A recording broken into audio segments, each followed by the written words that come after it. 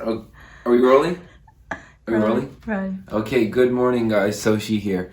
So, if you're working on your ABCs, you have the ABC song. So, it goes A, B, C, D, E, F, G, right? But if you're working on your Japanese I, U, E, O, there's no song. There's no song. So, you can try the alphabet song going a, I, U, E, O, ka, ki, ku, ki. But that's not going to work towards the end.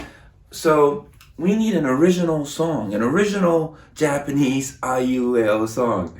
And I gave it some thought, and I came up with a new idea. So, what you need is a rhythm.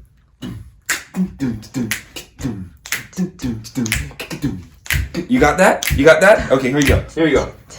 Ah, I, U, E, O, ka, kiku ke ko sa, shisu se so ta, jitsu te to na, ni nu ne no ha, hi fu he ho ma, mi mu me mo ya, you yo, let's go.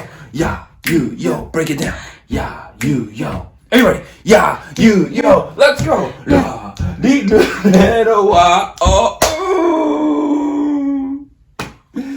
So there it is. That's your new Japanese IUL song. And good luck with your Japanese education. You're welcome.